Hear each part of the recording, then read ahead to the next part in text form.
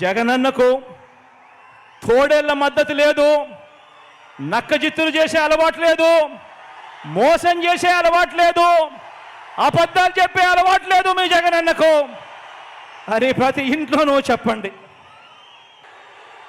ఒకటి అసెంబ్లీకి, ఒకటి పార్లమెంటుకు, ఒకటి అసెంబ్లీకి, ఒకటి పార్లమెంటుకు ఫ్యాన్ మీద మీరు నొక్కితే మీరు గత ఎన్నికల్లో బటన్ నొక్కి పెట్టెలో బంధించిన చంద్రముఖి బెడద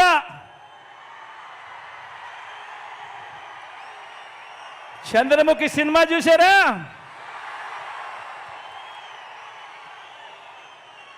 ఒకటి అసెంబ్లీకి, ఒకటి పార్లమెంటుకు ఫ్యాన్ మీద నొక్కితే మీరు గత ఎన్నికల్లో బటన్ నొక్కి పెట్టెలో బంధించిన చంద్రముఖి బెడద ఇక శాశ్వతంగా మీకు ఉండదు.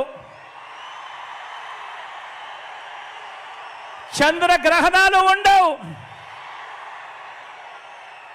లేదంటే చంద్రముఖి సైకిల్ ఎక్కుతుంది, టీ గ్లాస్ పట్టుకొని పేదల రక్తం తాగేందుకు లకలక అంటూ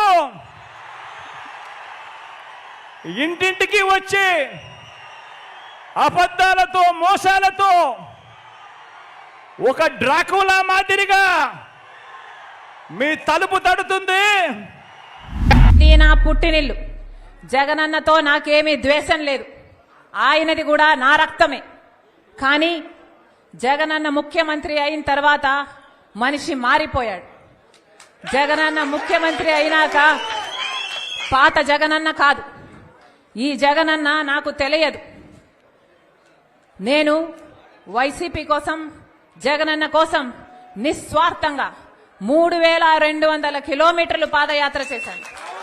నా ఇంటిని పక్కన పెట్టి, నా బిడ్డలను పక్కన పెట్టి, నా సర్వస్వాన్ని వదులుకొని ఎండనక వాననక రోడ్ల మీదనే బతుకుతూ నెలల తరబడి 3200 కిలోమీటర్లు నిస్వార్థంగా, ఏ పదవి కాంక్ష లేకుండా నిస్వార్థంగా వైసీపీ నిలబడాలి అని, ఆ రోజు ఆ పార్టీకి ఇంకా ఉనికే లేకుండా పోతుందేమో అని భయపడుతుంటే ఆ పార్టీ ఆ భారాన్నంతా నా భుజాన వేసుకొని ఒక్క మహిళ 3200 కిలోమీటర్లు పాదయాత్ర చేశారు. ఆంధ్ర రాష్ట్ర ప్రజలకు మేలు చేయడానికే ఇక్కడికి వచ్చాం. నా గుండెలో నిజాయితీ ఉంది. ఆంధ్ర రాష్ట్ర ప్రజలకు వాళ్ళ హక్కులు కల్పించాలని రాజశేఖర్ రెడ్డి బిడ్డ ఈ రోజు తన పుట్టినింటిలో ఆంధ్ర రాష్ట్రంలో అడుగుపెట్టింది. నిలబడుతుంది, కొట్లాడుతుంది. ప్రత్యేక హోదా వచ్చేంత వరకు రాజశేఖర్ రెడ్డి బిడ్డ ఇక్కడ నుంచి కదలదు. పోలవరం వచ్చేంత వరకు రాజశేఖర్ రెడ్డి బిడ్డ ఇక్కడ నుంచి కదలదు. మన రాష్ట్రానికి, మన బిడ్డలకు ఉద్యోగాలు రావాలి, మన రాష్ట్రం అభివృద్ధి చెందాలి, అంతవరకు రాజశేఖర్ రెడ్డి బిడ్డ తన పుట్టింటి నుంచి కదలదు.